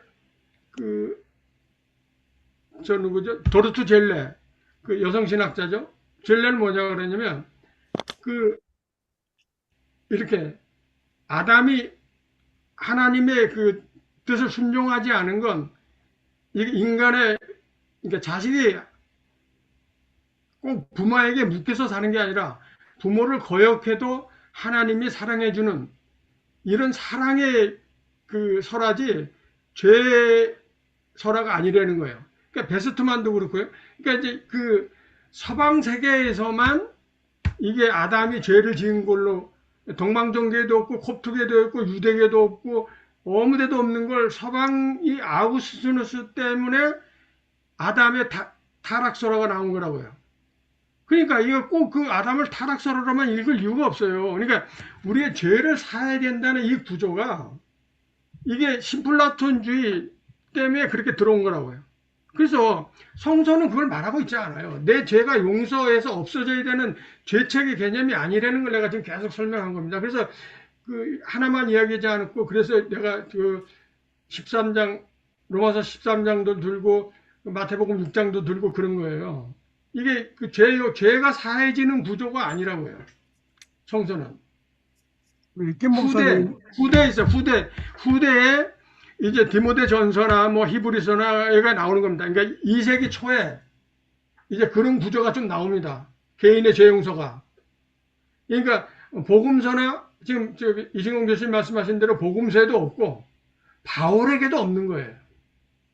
근데 이제 그 2세기 초에 가는 그 히브리서나 그 디모데 전후서 이런 데는 나옵니다. 그 개인의 죄 용서가. 아니, 이제 그 주기도문에는 이제 죄 용서가 나오지만 그게 빚을 용서가 아니라 빚을 탕감하는 거죠. 빚진 자가 탕감하듯이 어떤 탕감, 인간의 관계 안에서 화해되고 사랑의 관계를. 누가에는 하마르티아가 나오거든요. 누가의 주기도문은 하마르티아인데. 그런데 이제 그것도, 예. 병자를 치유한 다음에 내 죄 사함을 받았다. 근데 바리새인들이 욕을 하니까, 야, 무엇이 더 좋으냐? 죄 사함 받은 것이 중요하냐? 치료받는 것이 더 중요하냐? 그 예수님의 선포 안에 죄 사함 선포가 들어있잖아요. 곳곳마다. 있습니다. 또 말할 수는 없잖아요. 개인의 죄에 대한. 바울에도 있어요. 누가복음, 아니, 그 사도행전 그 13장 38절에도 있고요. 예. 예수가 죄 용서했다 있어요. 있는데, 예. 그거를 그러니까 개인에 국한하지 말자는 거죠. 아, 그건 맞는 말이에요. 예, 인간의 제가 구조적인 그 악 속에 있는 죄이지 구조는 무시해버리고 각 개인의 죄를 탓하고 그걸 용서하고 그 벌하는 그런 쪼잔한 하나님, 일방적인 개인주의적인 하나님이 아니라. 예. 예. 거기에는 제가 또 폐계 거짓의 사람들이라는 책을 읽었는데 거기도 제가 일단은 그 예수가 죽은 거, 뭐 강도가 죽은 것도 마찬가지지만 이 세상에 악이 희생물로 죽었거든요. 그럼으로써 얼마나 이 세상의 폭력이나 국가가 잔인한 것인가를 간접적으로든 직접적으로든 폭로를 합니다. 희생자를 통해서 이 세상에 희생을 시키는 가해자의 그 무자비한 악이 폭로되죠. 그런데 이제 그 스코트 팩은 폭로만이 아니라 제가 번역한 번역부 책에도 원수를 사랑하라는 계명에서 원수를 때리면 계속 맞는단 말이에요. 그러면 결국 때리는 손이 힘이 빠져버린단 말이죠. 즉 내가 때리는 사람의 나쁨의 폭로자뿐만 아니라 내가 희생자가 됨으로써 악이 무력해진다는 거예요. 때려도 악이는 뭐 저항을 안 하니까 때리는 힘이 그냥 때리는 손이 아프다는 거죠. 뭐 이런 식으로 번역본이 얘기하고요. 스코트 팩은 악은 정복하거나 없애는 게 아니라는 거예요. 내가 악을 지고 내가 받아들였어. 악을 내 속에서 질식시켜버린다는 거예요. 내가 희생자가 되버려서 악을 내 속에서 질식시켜버리는 거지 악을 쳐부순다, 이긴다는 건 불가능하다는 거예요. 그런 의미에서 어쨌든 죽음 속에서도 악이 폭로될 뿐만 아니라 악을 질식시키고 악을 소멸시키고 악을 무력하게 하는 어떤 힘이 있다는 거, 여기까지는 바울의 신학에는 안 나옵니까? 단순히 폭로밖에 안 됩니까? 무슨 뜻인지 아시겠죠? 예. 그건 잘 제가 답변할 수 있는 처지가 못 됩니다. 예, 김정현 목사님, 질문하세요. 예. 오늘도 우리 이정만 목사님의 그 명강을 너무 참 신나게 잘 들었습니다. 시간이 가면 갈수록 막 더 이해가 착착 되는 것이 아주 그냥 시원시원합니다. 근데 이제 이민호 목사님 아까 개인의 어떤 죄의 문제에 관한 목회적 차원에서 어떤 그런 말씀을 하신 것 같은데 저는 그 문제에 대해서는 아주 간단하게 생각합니다. 누가복음 15장에 탕자의 귀향 비유를 본다면 그냥 하늘과 아버지께 내가 죄를 지었사오니 하면서 아버지께 돌아가는 거예요. 돌아가니까 먼 거리에 있는 아버지가 와서 맨발로 와서 입 맞춰주고 그래 아들로서 다시 받아주는 그것이 부모와 자식의 관계가 아니냐 이런 생각이 드는 거예요. 좋습니다. 그리고 제가 그러니까 이건 이제 구조적인 죄, 어떤 죄의 세력, 이 문제하고는 좀 차원이 다른 어떤 개인 차원에서의 뭐 도덕적이기도 하고 윤리적이기도 하고 혹은 뭐 하나님과의 관계가 잘못됐다든지 사람과 관계가 잘못됐다든지 하는 그 죄에서 그러한 어떤 잘못에서 오는 것은 하나님께서 너무나 우리에게 은혜를 베풀어 주시고 용서해 주신다. 한 가지 예를 들어 보겠는데요. 어떤 집에 어떤 그 자녀가 굉장히 그 엄마한테 아주 못되게 굴었어요. 진짜 상처를 많이 줬어요. 많이 줬는데 어느 날 그 아이가 엄마한테 와서 내가 생각해 보니까 참 내가 미안했다. 미안하다 하니까 그 말 한마디에 다 끝났어요. 다 풀렸어요. 아, 예. 예, 상처고 뭐고 다 끝나는 거예요. 예, 그런 것처럼 하나님과 우리와의 관계가 그런 것이지, 막 복잡하게 막 교리적이고, 뭐 예수님의 십자가의 피가 무슨 역할을 하고, 뭐 이런 복잡한 것을 자꾸 갖다 붙이면 붙일수록 기독교 복음은 더 매력이 없어진다. 저는 그렇게 생각합니다. 그러나, 바울 사도가 이야기한 것처럼 죄의 세력으로부터의 단절, 어떤 그런 그 패러다임의 변화, 하나님과의 진정한 관계 회복, 이런 식으로 복음을 설명한다면 훨씬 더 멋있고 누구라도 공감할 수 있는 어떤 그런 면들이 많이 보인다고 생각합니다. 이상입니다. 전적으로 동의하지만 이제 우리 이 목사님이 강의의 내용에 충실해서 거기에 따라가서 죄라는 것을 그렇게 정의를 하면 이게 만약에 이제 우리 모든 그 신앙의 출발도 어떻게 보면 목회적인 차원에서 다 출발을 했던 사람들이 우리 모두가요. 그런데 이 문제가 과연 이렇게 얘기를 해버리면 어떨 경우에 하면 지금도 사실 통제가 안 되거든요. 모르겠어요. 평신도님도 계시지만 목회자들이 마음껏 뭐 목회를 한다고 얘기하지만 목회자들 그렇지 않습니다. 무지 눈치 봅니다. 개척을 한 저도 눈치 보고요. 개척을 해서 제가 마음대로 해도 될 수도 있지만 마음대로 못 하죠. 왜? 나가버리는데 그런 걸 아는데 어떻게 합니까? 이게 참 그런데 제가 얘기하고 싶은 건 조금 전에 이제 그렇게 이제 죄의 문제를 그렇게 세력 얘기를 하는 것도 저는 굉장히 새로운 그 인사이트를 주기 때문에 좋다고 생각합니다. 그런데 아주 간단하게 그냥 뭐 인간관계에서도 그렇고 목회 관계에서도 그렇고 어떻게 얘기해야 사실 저기 갤럭시 S25님, 갤럭시 S25님 마이크를 좀 꺼주십시오. 노적 대신 썼대요. 바깥에 소리가 너무 많이 들어옵니다. 갤럭시 S25님이 누구세요? 좀 인사부터 합시다. 누구세요? 왜 대답을 안 하셔? 마이크 끄니까 대답 못하나? 화면도 정지해 있나? 누구요? 아는 분이 있어요? 누구세요? 아니, 처음 들어오셨어요. 아니, 신격의 강충건 목사 아니지? 그 모습이 비슷하네. 근데 어쨌든 소리도 끄고 화면도 딱 정지 상태가 되어버렸어요. 예, 내버려 두고 다시 얘기하세요. 제 문제는 진짜 어렵습니다. 이게 명쾌하지 않아요. 명쾌하지 않습니다. 저는 한마디만 더 할게요. 이 목사 하나만 들게요. 아까 우리 도윤수 전도사님이 신관의 변화를 말한다는데 탕자의 비유가 굉장히 중요한 하나님 아버지와 탕자 간의 관계를 다루는 중요한 비유이긴 해요. 누구는 이제 아들이 탕자가 아니라 큰아들이 탕자다. 또 이제 아버지가 탕자다. 이렇게 설명하는 분도 있어요. 근데 제가 거기 보면 아까 말도 아들이 돌아왔어. 아들은 당연히 죄를 지었기 때문에 내가 다 변상하겠습니다. 평생 돈 벌어서 다 갚겠습니다. 해야죠, 그러면. 그런데 그것 때문에 아버지가 아들을 용서했다면 그것도 아주 아버지는 율법적이에요. 진짜 아버지는 아들이 잘못했다 안 해도 용서해요.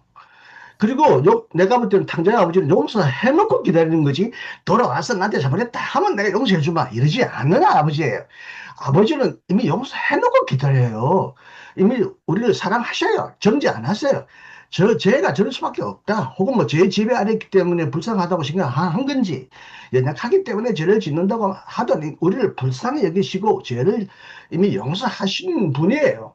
그런 분이 아버지와 돌아와서 자기 죄를 깨닫고 아버지와 화해하면 최고의 이상 상태이기 때문에 기독교는 용서하시는 아버지를 받아들이고 너도 이제 인정하고 아버지와 화해하라. 그 하나님의 그 일방적인 용서를 깨닫고 너희 친구도 나한테 화해 안 해도 나한테 뭐 안 갚아도 원수를 그냥 용서해라. 화해해라. 어떤 적금부로 용서하지 마라 그 말이에요. 내가 볼 때는 아들이 잘못했기 때문에 아버지가 용서한 게 아니라 용서해놓고 잘못했다고 하는 아들을 아버지가 받아들였다는 거죠. 저의 심간은 훨씬 더 너무 사랑에 가까이 강력하게 갔는지 몰라도 저는 그렇게 생각은 해요. 그런데 여하튼 아버지는 용서해달라고 안 해도 용서해 주실 거야. 우리가 또 뭐 조건부로 용서해 주시는 아버지면 세상 하나님의 아버지도요, 나도요, 아들의 잘못을 말을 해야 용서하는 게 아니에요. 조건 없이 그냥 용서해요. 탕감해버려요.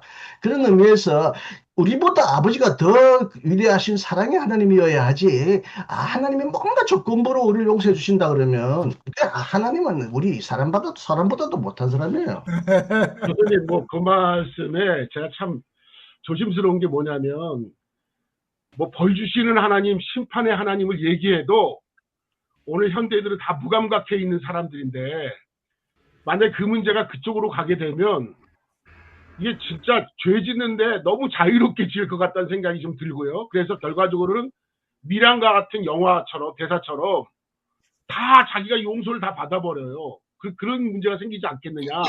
그리고 또 하나는 조금 전에 그 돌아온 탕자 비유 얘기를 가지고 하나님은 무조건 용서를 하고 기다리는 것이 하나님이다라고 얘기하는 것은 조금 제가 조심스러운 건 뭐냐면, 그 본문은 그런 쪽으로 해석이 되어서는 안 된다 생각하는 사람이에요. 그거는 세리와 바리새인들이 그 예수님의 바리새인과 그 서기관들이, 세리와 죄인들이 예수님의 말씀을 들으러 나올 때 수군거리며 불평하고 있는 그런 상황에서 하신 비유의 말씀이라는 것을 놓치면 안 돼요. 그러니까 그 상황을 벗어나면, 그 상황을 벗어나면 이 말씀은 전혀 또 다른 메시지가 된다는 거죠. 그러니까 요거는 지금 그 얘기를 하는 것이 아니니까. 그래서 하여튼 뭐 교수님의 의도는 정확하게 이해가 되지만, 그것이 이제 개인적인, 나 개인으로 그렇게 하나님은 자비롭고 모든 걸 용서하시는 거, 그건 너무 동의죠. 그거는 너무 종인데, 그것이 너무 강조되어 버리면 어떤 문제가 생기냐면, 악용하는 이상한, 그러지 않아도 지금요, 죄의 책 자체가 없어져 가는 것 같아요. 제가 보면 오늘 현대인들은 오히려 과거 단순했을 때보다도요, 신앙생활이 더 문란해지는 것 같고, 더 자유스러워진 것 같고, 이 자유라고 하는 게 어떻게 보면 방탕해지는 거 아닌가요? 자유가 방탕하고 다르잖아요. 그런데 자유라는 미명하에 방탕해지는 게 아닌가 하는 생각이 들어요. 그래서 저는 아까 뭐 대속의 원리니 교리 얘기는 사실 별로 하고 싶은 마음도 없어요. 왜? 교리는 어떻게 엄밀히 얘기하면 인간이 만들어낸 체계죠. 물론 근거를 가지고 얘기했지만, 그러나 그것을 만약에 부시거나 그것을 문제를 제기하려면 분명한 성서적인 근거에서 해야 되는데, 해석학적인 뭐 다양성이 있는 그런 해석을 근거로 어떤 또 좀 새로운 교리를 세우면 헷갈려지기만 하는 게 아닌가. 그래서 죄의 관계를 얘기할 때 우리 이 목사님께서 계속 앞에서 강의한 걸 제가 이제 몇 번 계속 들으면서 느끼는 건 뭐냐면, 개인적인 뭐 변화. 근데 사실 개인적인 변화 굉장히 중요하지 않나요? 나는 앞으로 한다니까요. 예? 다음에 한대잖아요. 한대잖아요. 육장이 중요하지 않다가 아니라 앞으로 한대잖아요. 미국의 실리콘밸리에서 그 목회하시는 장준식 목사님이 있는데요. 미국 교회가 지금 어떻게 변했냐면요. 그 중산층 이상이 교회에 와서 자기들의 죄 용서받았다고 생각하고, 또는 동일한 죄 또는 더 악한 죄 교회에 와서 용서받고 나가서 다시 동일한 행동을 하고, 그러는 바람에 그 중산층 이상의 사람들만 올 수 있는 교회가 되고, 그 저소득층이나 소외자들은 교회에 발 못 붙이는 구조가 됐다. 지금 장준식 목사의 글이 그거예요. 미국에. 그러니까 지금 이제 그 재용서를 받았다고 해도 문제고 안 받았다 해도 문제예요. 이제 임 목사님 재용서를 안 받았다고 하면 문제가 생긴다는데, 받았다고 해도 지금 그런 미국 교회처럼 받았다 안 받았다의 문제가 아니라요. 그러면 우리가 목회적이든지 개인적이든지, 아까 얘기한 관계의 얘기를 한다면, 우리가 만약에 죄라고 한다면 관계의 단절이니 관계에 무슨 문제가 생겼다라고 한다면 그 관계로 가야 되는 거냐 이거예요. 그럼 만약에 도박이라고 하는 걸 한다면 그 관계를 끊어버리면 이제 해결되는 거라고 하는 걸 이해해야 되는 건지, 그런 부분들이 조금 그 어떤 실천적인 차원에서 얘가 여쭤보는 거지 다른 얘기는 아닙니다. 아, 그러니까 이제 저의 그 강의의 그 초점은 뭐냐면요. 그 죄책에 두지 말자. 그러니까 죄책을 용서받아야 되는 걸로 이렇게 이해하지 말자. 그런 겁니다. 근데 그 구조를 지금 벗어나려면 그러면 어떻게 이게 세뇌가 되어 있기 때문에 누구예요? 그 호주의 그 신부님. 좀 다르게 설명하면 교인들이 떠나버려요. 지금은 교인들이 목사보다 더 빠삭하게 확고한 신념을 갖고 있어서 다르게 설명하면 교회를 바꿔버려요.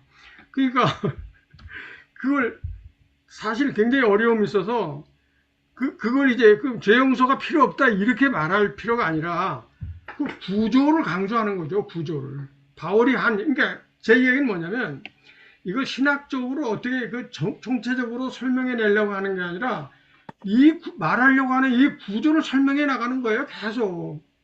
그렇죠. 그 강조점이 개인의 죄, 어떤 내면의 그런 것보다도 죄의 세력이라고 하는 점을 우리가 여태까지 많이 놓치고 있었는데 그것을 좀 더 보여주시는 것 같아요.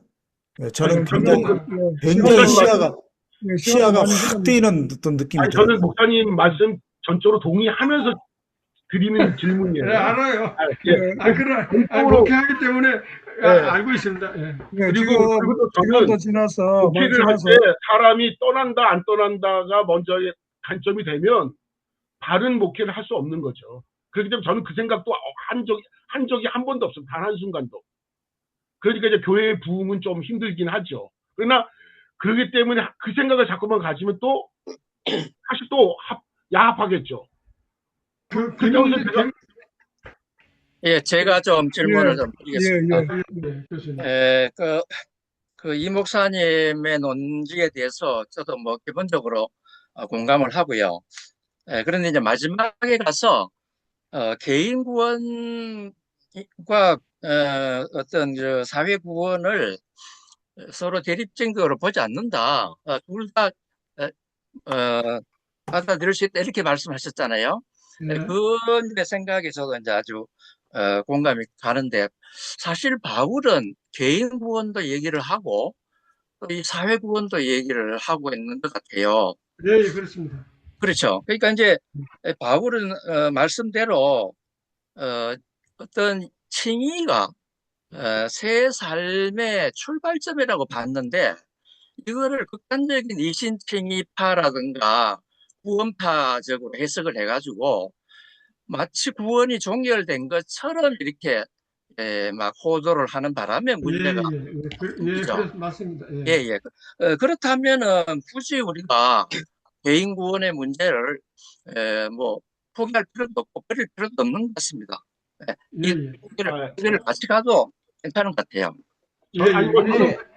그래서 교수님 그 말씀이 굉장히 중요한데 호주의 김웅재 신부가 구원의 확신은 없다고 설교하니까 그 부부가 찾아와가지고 목사님은 구원을 확신도 안 주는 이런 교회 나는 있을 수 없다고 한 가정이 떠나버리더래요.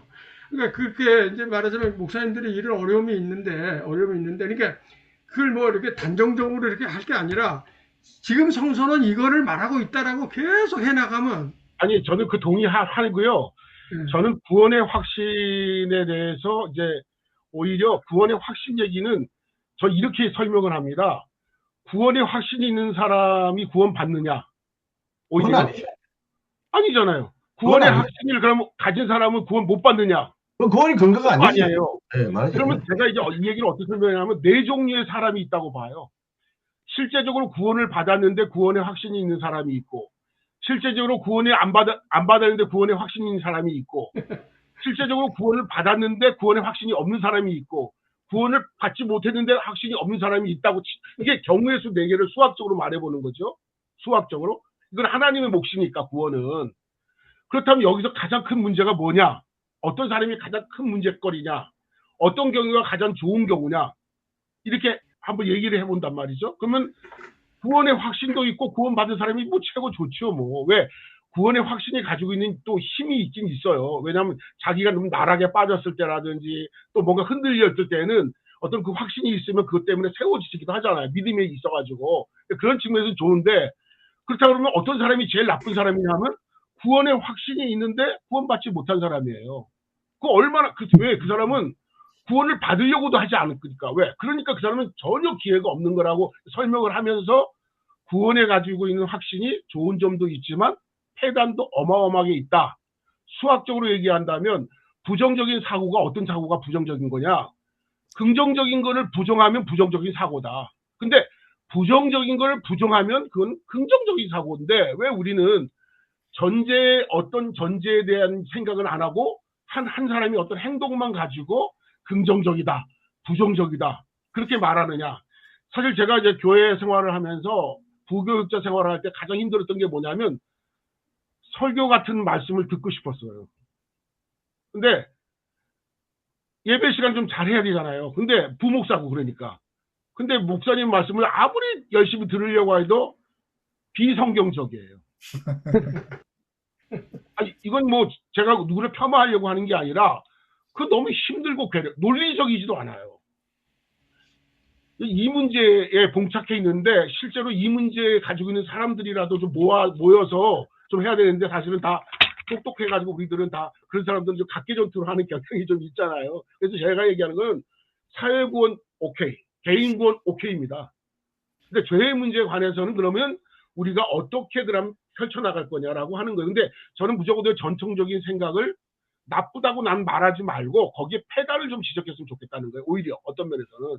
그래서 지난번에 우리가 얘기할 때 믿음과 행위 얘기를 하셨잖아요. 그래서 피스티스 하면서 뭐 히브리어로 얘기도 하고 그랬을 때 저는 그 피스티스를 가지고 그냥 간단하게 이렇게 설명합니다. 이 피스티스라는 단어를 우리가 성경에서 번역하는 용례를 보면 믿음이라고 번역도 했지만 충성, 신실, 미쁘다, 그 다음에 진실 이렇게 번역을 했다. 그 얘기는 뭐냐 하면 이 피스티스라는 단어에는 이미 진실이라는 말도 신실한 말이라도 충성이라는 말도 포함되어 있는 단어다. 그 얘기 때문에 믿음이 있다라고 하면서 행동을 하지 않는 사람은 믿음이 없는 것이다. 그래서 이 믿음은 달리 말하면 행동이고 달리 말하면 믿음이고 이게 동전의 양면처럼 이렇게 이해해야 되는 거다라고 하면 복잡한 어떤 결차도 겪지 않고 다시 한번 설명해 줄 수 있게 되는 것 같다는 생각은 들어요. 그래서 네, 그렇습니다.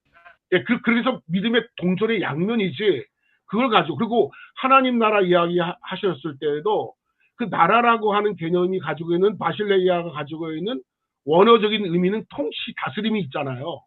그래서 저는 이렇게 얘기합니다. 하나님의 나라라고 하는 말로 해서 이해가 잘 안 되면 그 단어를 다스림으로 한번 바꿔봐라. 그럼 훨씬 더 잘 이해할 것이다. 왜? 공간적인 언어를 사용하는 순간 공간에 매어버리거든요. 그러니까 하나님의 나라가 임한다가 아니라 하나님의 다스림이 오는 게 하나님 나라가 임하는 거잖아요. 그것이 현재적이든 미래적이든 아무 상관없어요. 그러니까 그런 것들을 작업을 하는데 우리 공부가 조금 더 유익하게 자꾸 가야 쉬워져야 할까 말까 하잖아요. 전 개인적으로는 그런 생각이 좀 있어요. 근데 우리 이 목사님의 말씀 너무너무 좋아요. 좋고 신선하시기도 하고 또 새롭기도 하고 너무 좋습니다. 그런데 이제 풀리지 않는 거. 그럼 이런 문제는 그럼 어떻게 해야 되지? 이런 문제는 그럼 어떻게 대처해야지? 이런 생각이 자꾸만 들어요. 그래서 개인적인 핵심. 네, 앞으로 아마 그런 문제들이 다 해결될 것이라고 저는 제가 한 말씀만 좀 추가를 드리고 싶은 게, 근데 이제 우리가 구조학 얘기를 하는데, 구조라는 게 악한 구조가 형성되는 과정을 보면은 어떤 주연급의 개인들이 있고 수많은 조연들이 아주 시골의 초계에 묻혀 사는 사람들은 너무너무나 작은 역할을 하겠죠. 그러나 전체 사회가 그 참여를 해가지고 어쨌든 직간접으로 참여를 해서 어떤 악한 구조가 생긴단 말이죠. 그러니까 야스퍼스 얘기도 그런 것 같아요. 우리 모두가 책임에서 벗어날 수 없다. 우리가 직간접으로 다 그 악한 구조의 형성에 참여를 해온 거죠. 그렇다면 이 구조를 그러면 깨가지고 좋은 구조로 어떻게 만들어야 되느냐. 이 똑같은 이치 같아요. 그거를 깨기 위해서 주연급의 사람이 등장을 하고 그 옆에 수많은 조연들이 참여를 해야 그 구조가 바뀌어지지. 그걸 그게 일순간에 바뀔 수 있겠습니까? 그러니까 결국은 변화된 개인이 없으면 변화된 구조도 없다. 저는 그렇게 생각이 네, 되는 것 저도 같습니다. 동의합니다. 네. 그러니까 이제 그 교수님 말씀 중에서 그러니까 개인을 지금 개인이 아닌 그 사회 구조만 보라는 게 아니라 개인의 내면으로 믿음을 침잠해서 나의 그 성찰 이런 쪽으로만 자꾸 가려고 하는 것이 아우구스트스적 그런 그 구조고요. 그러니까 개인이 이 구조 속에서 바울처럼 야스퍼스처럼 그 절구해가면서 분열된 인간임을 자기가 자각해가는 것이죠. 그러니까 자기가 동일성 안에 갇히지 않는 것. 이런 개인이어야죠. 그러니까 개인이냐 사회냐 이런 의미는 아무 의미가 없어요. 그건 사회를 말할 때 사회를 말하고 이제 문제는 이제 다음 시간에 더 말할지 모르겠는데 구조학에만 그 모든 죄를 둔다고 하면 이게 그 정의가 또 이게 사물화될 수 있어요. 그러면 히틀러처럼 되는 거예요. 또 그게 자기가 정의를 가지고 있는 거예요. 구원을 가지고 있는 것처럼. 윤석열이가 자기가 정의는 이런 거라고 해갖고 하다가 사태가 난 거잖아요. 그러니까 그런 또 구조학에 갇혀요. 그러니까 지금 교수님이 말한 그 개인이 그 내면적 자기 자복하는 내가 뭐 죄인 중에 괴수다 그러면서 울고 불고 그런 게 아니라 그런 걸 요새 기독교가 그렇게 해왔는데 그러지 말고 이 구조 속에서 어떤 나여였는가. 바울의 7장 나올 때 지금 교수님 그 얘기를 내가 이제 할 건데요. 7장에 대한 글을 내가 4편, 5편 썼어요. 그거 굉장히 중요합니다. 7장이. 그 바울의 절규가. 그러니까 7장이 이 5장서부터 5장, 6장, 7장이 지금 기독교가 그 프레임이 바뀐 구조입니다. 5장서부터. 바뀌었어요. 그러니까 이걸 찾아오는 작업을 지금 우리가 하고 있는 겁니다. 우리가 여기서 다 끝장을 낼 수가 없고 반복하면서 한 걸 가면서 이제 로마서 다 끝나면 그냥 끝장을 이제 아마 보게 될 것 같습니다. 오늘 시간이 많이 지났는데 많이 수고하셨고 어쨌든 우리 이정만 목사님이 계속해서 우리한테 도전을 하게 하시고 또 사고하게 하시고 고민하게 하시는 그게 참 저는 중요하다고 봅니다. 예, 우리 2주 뒤에 또 뵙도록 하겠습니다. 예, 수고 많으셨습니다. 수고하셨습니다. 감사합니다. 수고하셨습니다.